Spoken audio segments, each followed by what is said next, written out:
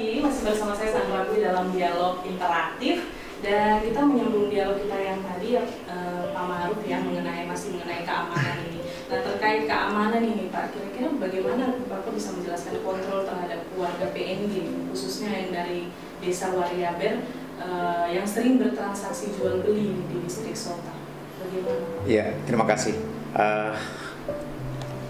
Masyarakat Papua New Guinea kalau sudah masuk di, apalagi nanti kalau sudah PLBN ini, masing-masing ini sudah melaporkan semua, dan tinggal melaporkan lagi ke luar sana.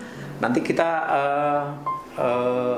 masyarakat ini ada tempat tertentu yang sudah ditentukan di sana, semacam barak gitu untuk penginapan orang Papua New Guinea.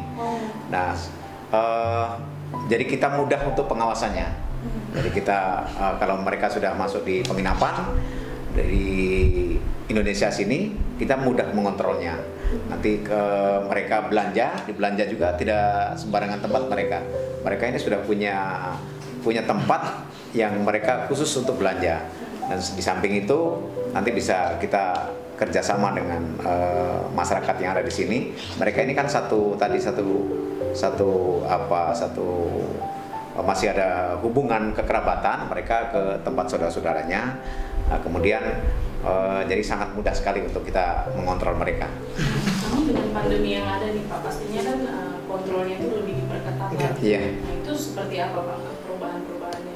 Ya, kalau selama pandemi ini memang betul-betul kita akses untuk masuk keluarnya kita betul-betul kita tutup. Jadi tidak ada lagi baik dari Indonesia, dari Papua New Guinea melintas di perbatasan Sota ini.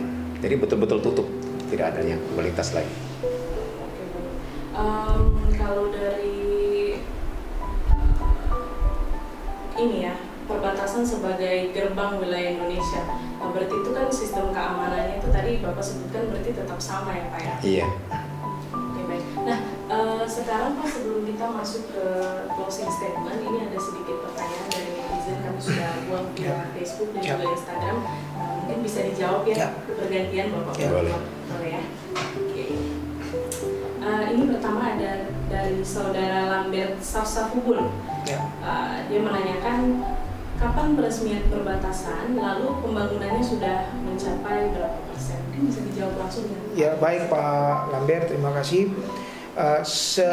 Peresmiannya ini saya sudah sampaikan tadi, seharusnya kemarin bulan 4. Tapi karena ada pandemi COVID ini, akhirnya sampai sekarang kita masih menunggu sampai dia sudah paling tidak wabah virus ini sudah semakin sedikit atau berkurang, lalu kita sudah new normal ini sudah bisa berjalan dengan baik, maka akan dilakukan peresmian. Kalau pembangunan ini sudah 100%. 100%. Sebenarnya sudah 100%. Bahkan sekarang saya bingung untuk melakukan perawatan, menjaga, karena sampai sekarang harusnya sudah ada peresmian. Seperti itu. Cuma karena pandemi COVID, makanya kita bersabar bersama. Oke, baik. Selanjutnya ini dari saudara Simon Sapu, ini masih dari via Facebook. Mungkin bisa dijawab oleh Pak Ma'ruf ini. Jika kita ingin menyeberang kali, apa mesti bikin surat izin dulu? Ini mungkin menyeberang maksudnya ke seberang ke izin. Nah, ini bagaimana? Mungkin bisa dijawab? Kalau untuk warga Indonesia memang kalau sampai, jangankan lewat kali ini sudah 15 kilo. Sudah 15 kilo. Lewat dari artinya 100 meter saja harus menggunakan tadi border pass. Iya, harus dari surat dari imigrasi melapor betul baru bisa menyeberang. Kalau tidak ada itu tidak bisa. Oke, baik. Ini pertanyaan yang terakhir dari Alvin Balagese ya. Kebetulan ini saya kenal orangnya, ini dia sedang menuntut studi di Jepang, di negeri Sakura. Nah, dia bertanya, kerja nyata apa dari Bapak yang telah berdampak bagi masyarakat lokal perbatasan sehingga bisa mewujudkan perbatasan sebagai gerbang dan cermin Indonesia? Itu yang pertama. Ini yang kedua, ini sudah disejahterakanKah kehidupan mereka sehingga mereka merasa memiliki NKRI dan mempunyai rasa nasionalisme yang kuat pada NKRI di daerah perbatasan? Baik, terima kasih saudaraku, masukan yang baik sekali. Pertama, bahwa kita berharap dengan kehadiran PLBN ini masyarakat berdampak positif terhadap mereka, baik itu dengan tingkat kesetaraan mereka di wilayah perbatasan. Lalu kemudian pertanyaannya, bagaimana cara membuat mereka sejahtera? Yang pertama, ya kita berusaha untuk bagaimana meningkatkan kearifan lokal mereka, itu yang paling pertama. Dan mungkin suruh orang-orang Sota saya suruh mereka kerja sawah, tidak mungkin kan. Tapi paling tidak mereka dengan kearifan lokal mereka yang bisa menenun menjadi satu tas, atau yang bisa membuat kerajinan ukir-ukiran, lalu kemudian membuat sarang semut sesuai dengan budaya, dengan tradisi mereka dan kebiasaan mereka. Itu yang pelan-pelan kita lakukan, pelan-pelan kita buat supaya mereka sedikit demi sedikit merasakan apa dengan kehadiran PLBN Sota ini kepada kehidupan mereka. Itu yang pertama. Lalu kedua, ada perhatian pemerintah lain selain mereka berjualan juga, tetapi bagaimana mereka melakukan hubungan kerjasama antara, bukan melakukan hubungan kerjasama, tapi ketika masyarakat PNJ melakukan transaksi jual beli, kita lihat di pasar itu banyak orang Papua yang anak Sota sendiri ya, yang milik pasar situ. Coba kita belajar untuk mereka berjualan, membuka kios, lalu mereka ini, dan itu juga harus diawasi baik dan dijaga, lalu kemudian lakukan pendampingan. Itu yang paling penting. Tetapi kerja nyata ini kan tidak seperti hari ini buat, hari ini kelihatan. Ini proses by proses. Ini jangka panjang yang kita harus membuat potensi ini dikembangkan menjadi sesuatu yang bermanfaat bagi mereka. Apalagi dari tadi Bapak jelaskan dari proses pencanangannya saya butuh waktu panjang. Nah sekarang tinggal mereka saja bagaimana cara mereka bisa membuat menjaga kehidupan mereka ini supaya kedepannya mereka lebih baik lagi. Tapi tidak lepas pemerintah juga melakukan pendampingan. Kalau lepas saya susah. Nah kalau dari Pak Ma'ruf sendiri mungkin bisa dijawab juga, ini kan pertanyaannya kayaknya bersifat umum, ini bisa dijawab juga dengan Pak Ma'ruf. Kerja nyata dari Bapak. Ya, terima kasih. Di kita ada namanya Binmas itu, bimbingan masyarakat. Tentunya kita melaksanakan juga pendampingan. Contohnya seperti mungkin dalam giat pertanian, contohnya mungkin kita bisa mendampingi para petani ini, mungkin mereka budidaya, contohnya yang ada di perbatasan sini, yaitu seperti makanan pokok mereka seperti kumbili. Nah ini harus dilestarikan. Makanan pokok ini harus dilestarikan karena ini budaya masyarakat Kanum sini di wilayah perbatasan ini. Makanan pokoknya itu tadi umbi-umbian tadi seperti kumbili, ini yang harus mulai dikembangkan, jangan sampai ini menjadi punah dan sebagainya. Pembimbingannya itu dari Polsek Sota langsung? Iya, dari Polsek Sota ini ada kami Binmas Pionir, yaitu sebagian masyarakat yang sudah kita dampingi. Tapi belum semuanya kita bisa mendampingi sampai ke 5 kampung ini karena terbatasnya. Siap.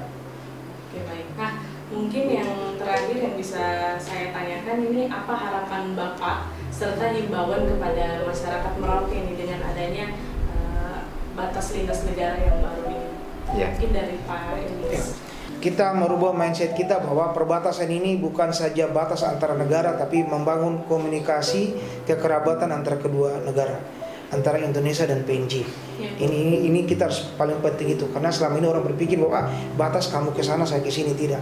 Tetapi membangun komunikasi, lalu kemudian kekerabatan, kekeluargaan, karena uniknya di Merauke adalah ada kekeluargaan, keakraban, persaudaraan antara PNJ dan Indonesia. Masih hubungan darah dan hubungan kekerabatan masih berlaku. Sehingga mari kita jaga sama-sama di wilayah perbatasan ini.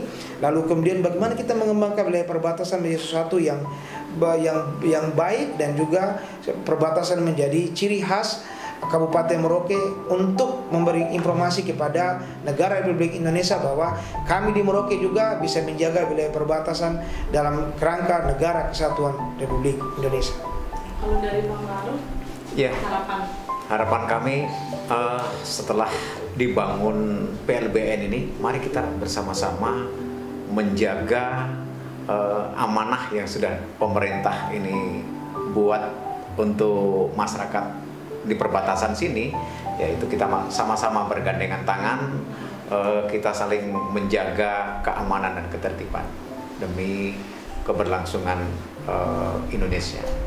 Oke, baik ya. Pemirsa, kita sudah sampai di penghujung acara. Mungkin kita bisa kasih kesempatan dari Bapak Ma'ruf dan Pak Ilyas memberikan closing statement ini. Ya, saya siapa dulu? Pak Ilyas. Oke. Baik, pertama bahwa satu, mari kita jaga perbatasan dengan baik, karena pejabat perbatasan ini menunjukkan cermin dari negara Republik Indonesia. Lalu kemudian kami akan melakukan bagaimana mengelola perbatasan ini, tapi bukan kami sendiri dari Badan Perbatasan, ada dinas instansi terkait di pemerintah Kabupaten Merauke ini, lalu ada CIQ dan juga yang paling penting pimpinan daerah Kabupaten Merauke, bupati dan wakil, dan juga Forkopimda yang ada di Kabupaten Merauke bersatu bersama menjaga kedaulatan negara Republik Indonesia. Lalu kemudian kehadiran PLBN Sota ini menjadi semangat baru kita yang ada di Kabupaten Merauke, menjadikan ikon PLBN Sota ini menjadi pintu gerbang Indonesia Timur, negeri matahari terbit, untuk mempancarkan sinar ke seluruh negara Republik Indonesia ini. Kalau dari Pak Ma'ruf ini, Kami berharap bahwa masyarakat yang selama ini sudah menjaga wilayah perbatasan ini, kami tidak henti-hentinya lagi untuk mengajak seluruh instansi, baik masyarakat, TNI, Polri, mari kita bergandengan tangan untuk menjaga wilayah perbatasan Sota ini yang aman dan kondusif sampai kapanpun. Dan tentunya tidak bisa dilakukan oleh beliau-beliau ini, tapi juga kita harus bersama-sama. Bergandengan tangan, sama-sama. Iya. Ya. Dan pemirsa, itu tadi closing statement dari bintang tamu kita yang luar biasa. Dan akhirnya saya Sandra Pui beserta kru Merauke Televisi pamit undur diri. Jangan lupa saksikan dialog interaktif episode lainnya Merauke TV, sobat kita. Terima kasih banyak kami semua.